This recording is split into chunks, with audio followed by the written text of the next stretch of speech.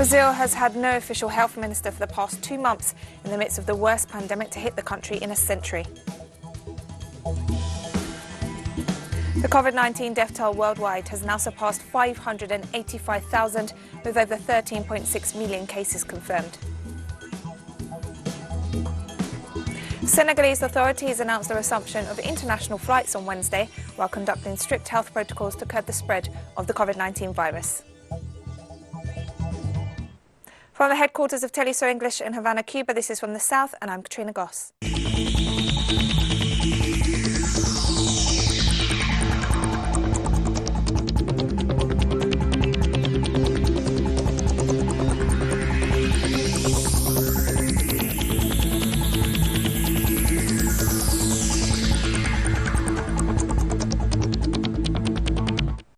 As the number of coronavirus cases in Brazil continues to rise, having already surpassed 2 million, the country has had no official health minister for the past 2 months, and criticism is growing over President Jair Bolsonaro's mishandling of the health crisis. Our correspondent Brian Mayer brings us more details.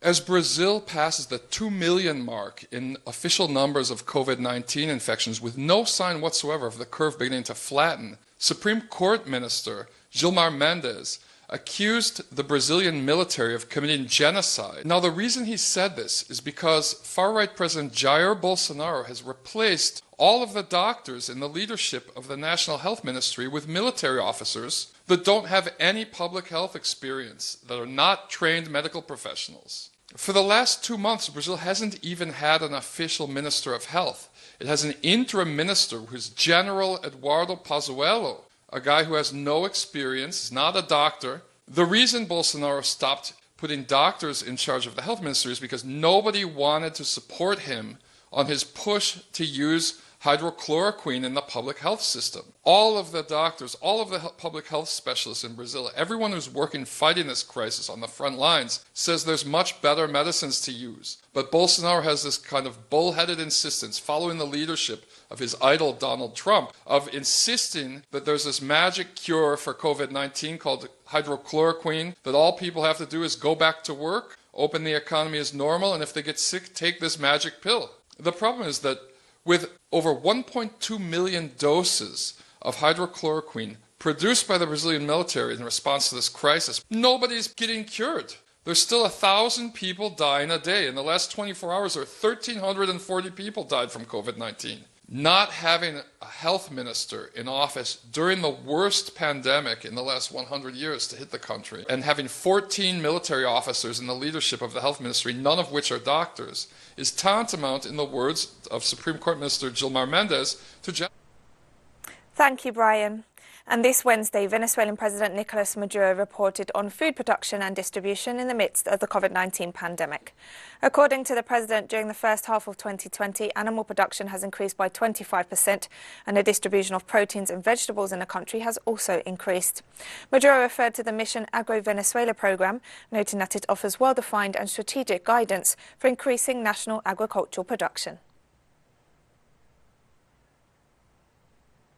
Venezuelan Vice President Delcy Rodriguez offered an update on COVID-19 figures this Wednesday. The Vice President reported 276 new locally transmitted cases and another 142 imported cases, for a total of 418 new confirmed coronavirus cases. Of the imported cases, 129 were Venezuelans who returned to the country from Colombia, 5 from Brazil, 5 from Ecuador and 3 from Peru. Rodriguez also confirmed 4 new COVID-19 fatalities in the last 24 hours, taking the death toll to 100. Meanwhile, 3 states have now been put into total lockdown to curb the spread of the virus. In Chile, the Chamber of Deputies has approved a bill that would allow citizens to withdraw 10% of their pension funds. With 95 votes in favour, 36 against and 22 abstentions, the bill on early pension withdrawals received the approval of deputies. According to the legislation, members will be able to withdraw up to 4.4 million pesos from their pension funds. The bill will now go to the Senate, where it will also be debated for its final approval. This measure seeks to offer relief faced with the current economic crisis aggravated by the COVID-19 pandemic. For Chileans, it also represents a first step to eliminating pension fund administrators and reform in the country's private pension scheme. This Wednesday, US Secretary of State Mike Pompeo claimed he had new evidence about alleged human rights violations in Venezuela. Regarding Venezuela, the UN has found yet more harrowing evidence of gross human rights violations by the illegitimate Maduro regime, citing more than 1,300 extrajudicial executions for political reasons in 2020 alone. International pressure on Maduro must continue until the Venezuelan people can reclaim. And in response to the recent statements of the US Secretary of State, Venezuelan Foreign Minister Jorge Arreaza stressed the false nature of the accusations on Twitter. In a tweet, the Venezuelan Foreign Minister affirmed that Pompeo's advisers give him fake and manipulated information on United Nations reports. He also noted that his advisers failed to alert him of the demands contained within those same reports for the immediate lifting of his government's illegal, unilateral, coercive measures against Venezuela.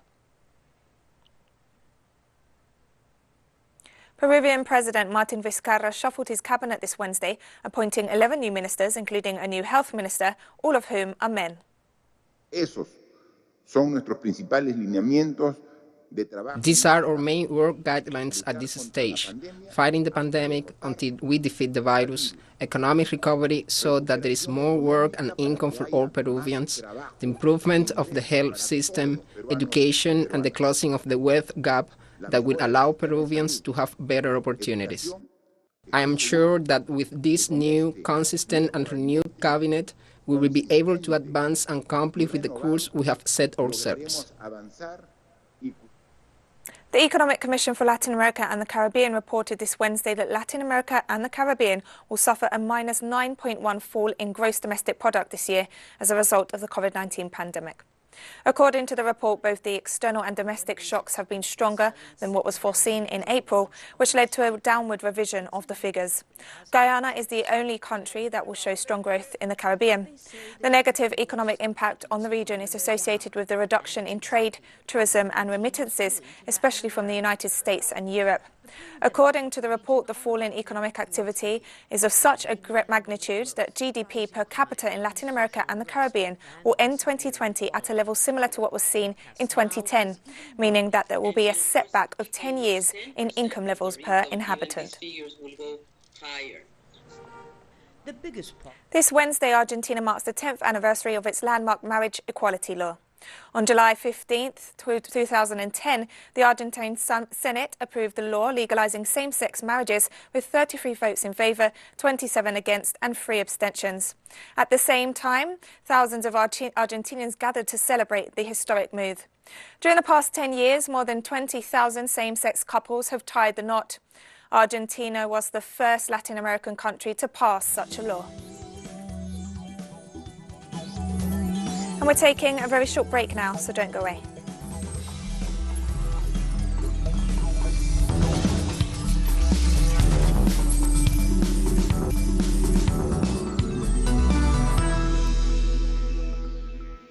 Welcome back to From the South. The COVID-19 death toll worldwide has now surpassed 585,000, with over 13.6 million cases confirmed. According to the World Health Organization, half of the cases have been reported in the Americas, home to more than 7.1 million cases.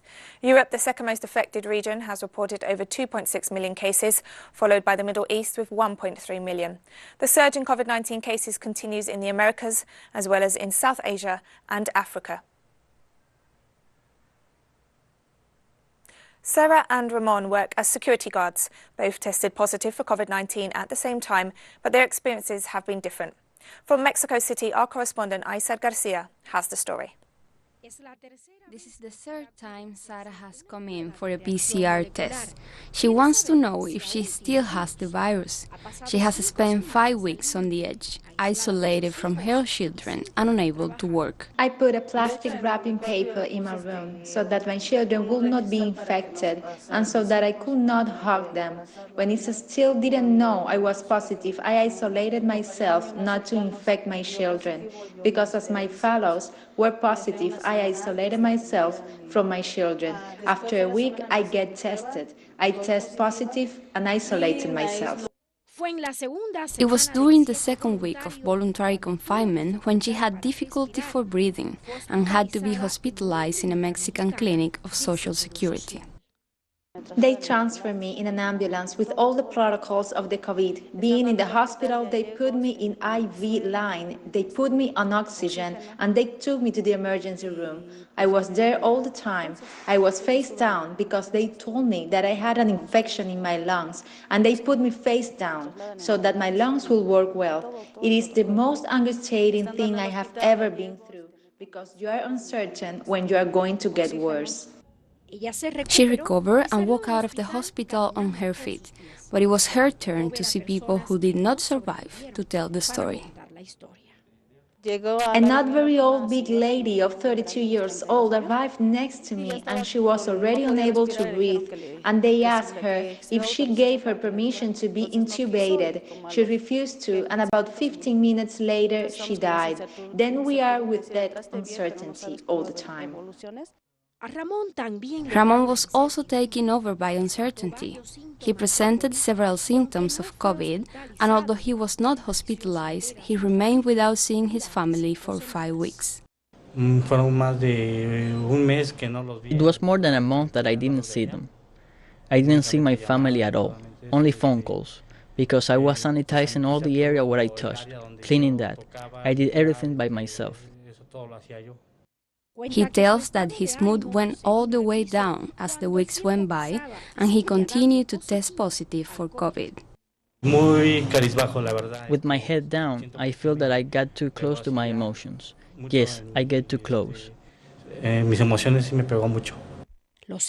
Immunologists say that the days of isolation of infected people depend on their viral load, which in some cases can last up to 28 days after being diagnosed. It is important to be monitored to know when we stop detecting the genetic material of the virus in the upper respiratory tract. That would mean that there is no longer virus in this zone, and the infectious form would be diminished. That is to say, it would stop spreading the virus, if it no longer has the viral load in the upper respiratory tract. In Mexico, 40% of the people studied have tested positive for COVID-19. Aiza Garcia, Telesur, Ciudad de... Irish authorities decided on Wednesday to postpone the transition to phase 4 of the country's reopening following an alarming increase in COVID-19 cases. Today, the Cabinet agreed that the current public health measures should remain in place until the 10th of August. We have agreed that the country will now not be progressing to phase 4 of the revised roadmap for reopening society and business. The priority now must be to get that R number back below 1. By doing so, we will give ourselves the best chance possible to fully reopen our schools in late August. As the Taoiseach has said, we're pausing proceeding with phase 4, we're postponing the reopening of the pubs, we're widening the mandatory use of face coverings, we're limiting the number of visitors we can have in our homes. We're staying at the current numbers for outdoor and indoor events. Tensions briefly escalated in Sofia, Bulgaria, after a group of young men attempted to break into the parliament building but was stopped by police.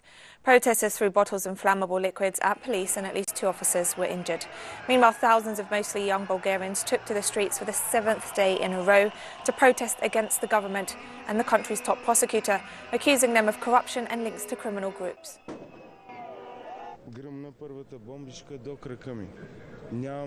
French President Emmanuel Macron met with Spanish Prime Minister Pedro Sanchez in Paris on Wednesday to discuss European Union coronavirus recovery measures. France and Germany had proposed creating a one-off €500 billion recovery fund that would be paid for through shared EU borrowing. That proposal was then expanded by the EU Commission, which put forward plans for a €750 billion fund made up mostly of grants.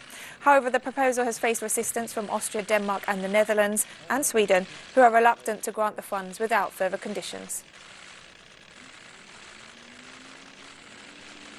The ruling Social Democratic Party took the lead in the elections held in North Macedonia on Wednesday. Preliminary results released by the Electoral Commission show that the party secured 36% of the vote, while the internal Macedonian Revolutionary Organisation, Democratic Party for Macedonian National Unity, gained 34%. Meanwhile, the Albanian Democratic Union for Integration came in third position with 11% of the vote. The electoral authorities pointed out that 94% of ballots have been counted so far. The will of the people have been confirmed. We have won. The citizens have come out and voted for unity and solidarity, for economical patriotism, for law and justice. The citizens have chosen a good today, a better tomorrow. The path of the future have been settled. For the rest, we said it clearly no. Over 41,000 people, including soldiers and firefighters, are working in rescue efforts following floods in East China's Jiangxi province. Since Monday, the extensive floods have affected over 5 million people in the province. A contingent of soldiers rushed to repair an embankment in Poyang County on Tuesday. The continued heavy rainfall has caused extensive damages, with many river embankments collapsing, while industrial parks as well as residential communities across several regions of China have been heavily impacted.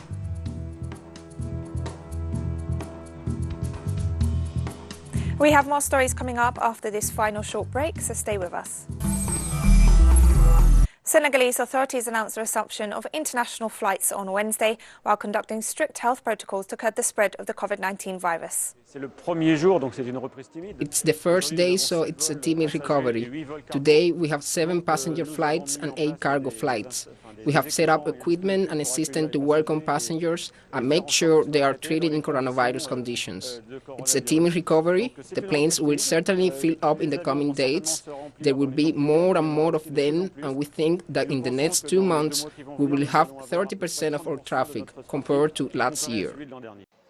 Today, to come to Senegal, we demand a strict compliance with border measures, namely the wearing of masks. Everybody wears a mask. You have the physical distance, even at the seats you will rest. You have hydroalcoholic gels everywhere, even at the ATMs.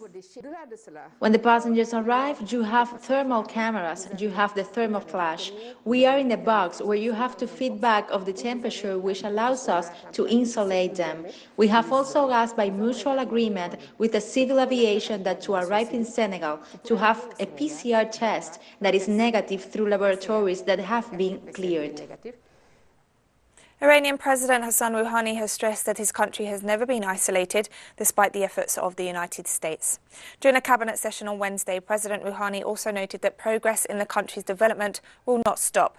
The statements came on the 5th anniversary of the signing of the Joint Comprehensive Plan of Action, or Iran nuclear deal. The Iranian president highlighted that the issues and failures of the JCPOA were the responsibility of the United States, which withdrew from the deal in 2018, while noting the peaceful and law-abiding framework of Iranian policy. An Iranian Health Ministry spokesperson, Sima Sadat Lari, reported over 2,300 new COVID-19 cases, taking the total number to over 264,000. She also noted that over 227,000 patients have recovered from the virus. Meanwhile, the COVID-19 death toll rose by almost 200 and now stands at more than 13,000. The chairman and CEO of the Nigerians in Diaspora Commission expressed gratitude this Wednesday for the donation of diagnostic and personal protective equipment to support the COVID-19 response across the country. And for COVID-19 shows that no matter what, home is home. No matter where you go to, this is home. So what the Commission is doing is working with every Nigerian in the diaspora to build a country of our dreams. At the end of the day, here's where you want to return to. So thank you for doing this for your country. We urge others to do the same thing, and we thank those who have done before you and those who will be doing after you. And for the Pharmaceutical Society, we let you know that even after COVID-19, there's so much you can do with Nigeria, with the Ministry of Health. We have some partnerships with you. So we look forward to more of this, and it only shows that whether you're a Nigerian at home or you're a Nigerian in the diaspora, we need to work together to build the best country. Kenyan health authorities confirmed 461 new COVID-19 cases on Wednesday, bringing the total number to over 11,000. Of the new cases, 432 were Kenyans and 29 were foreigners. Meanwhile, the death toll stands at 209. Chief Administrative Secretary Dr. Rashid Aman noted that 51 patients have been discharged from hospitals, bringing the total number of recovered patients to over 3,000.